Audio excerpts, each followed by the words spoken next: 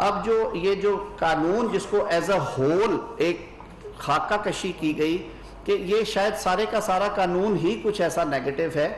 اس قانون کی چند ایک شکیں ہیں جن میں سب سے پہلے ڈیفائن کیا تشریح کی گئی ہے کہ خواجہ سرا کون ہوں گے، اور اس میں لکھا گیا ہے کہ جو پیدائشی طور پہ یا پیدائش کے بعد ان میں وہ سمٹمز آ جائیں جس کی وجہ سے وہ جس صنف سے گردانے جاتے ہیں اس صنف کے اگینسٹ ان کو ان کی جو شخصیت ہے اور ان کی جو وضاقتہ ہے وہ نظر آئے.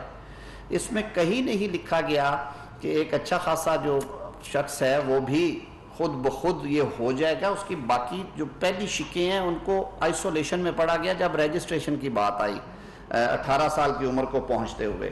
اس میں ریکگنیشن اور آئیڈینٹی کے بارے میں 2 شکیں ڈالی گئی جس کی اب جو تبدیلی ہے قانون میں وہ پارلیمان میں آئے گی، لیکن کیونکہ معاملہ فیڈرل شریعت کورٹ میں اس وقت پینڈنگ ہے، کل بھی اس پہ بڑا تفصیلی بحث ہوئی ہے اور فیڈریشن کو اور کچھ امائکس جو ہیں اس میں اپوائنٹ کیے گئے اور کچھ لوگوں کو فریق بننے کی انسانی حقوق کی تنظیموں کو، کچھ مذہبی جماعتوں کے رہنماؤں کو اجازت بھی دی ہے شریعت کورٹ نے.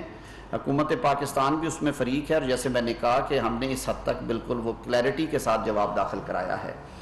اسی طرح ڈسکریمنیشن جو ہے، غیر مساویانہ سلوک کو روکا گیا جو کہ سپریم کورٹ کا بھی حکم تھا اور میرا آئین بھی یہی کہتا ہے پاکستان کا کہ پاکستان کی سوائل پہ، پاکستان کی سرزمین پہ رہنے والے کسی شخص کو، چاہے وہ پاکستانی ہے یا پاکستان میں مہمان کے طور پہ آیا ہوا ہے، اس کے کلر، کریڈ، ریس، صنف کی وجہ سے آپ اس کو ڈسکریمنیٹ نہیں کریں گے. تو یہ اس میں منع کیا گیا اس قانون میں. ان کی جو سیکشول ہیرسمنٹ ہوتی ہے اسے ایک جرم بنایا گیا، جو سڑکوں پہ ان کے ساتھ سلوک ہوتے یا جس طرح انہیں راؤنڈ اپ کر کے لے جایا جاتا تھانوں میں کہ جیسے کوئی جرم کر رہے ہیں، زبردستی ان سے بھیک منگوانے کو جرم بنایا گیا اور ان کی چھوٹی چھوٹی جو قانون کے مطابق سزائیں ہیں وہ تجویز کی گئی. پھر گورنمنٹ اوبلیگیشنز دی گئی ہیں. اس قانون پارلیمان نے حکومتوں کو پابند بنایا ہے کہ آپ نے ان کے حقوق کے تحفظ کے لیے کیا کیا انشور کرنا ہے. رائٹ ٹو انہیریٹنس ہے جو کہ سپریم کورٹ کے فیصلے کے عین مطابق ہے، اور شریعت میں بھی جو ان کی صنف ہے اس کے مطابق ان کو حصہ ملنا چاہیے. اور یہ معاملہ اگر زیادہ باریک ہے تو اس پہ فیڈرل شریعت کورٹ کا فیصلہ جو ہے وہ حرف آخر ہوگا. ظاہر ہے اس کے بعد پارلیمان بھی کوئی ایسی قانون سازی نہیں کر سکتی جو کہ شریعت سے متصادم ہو.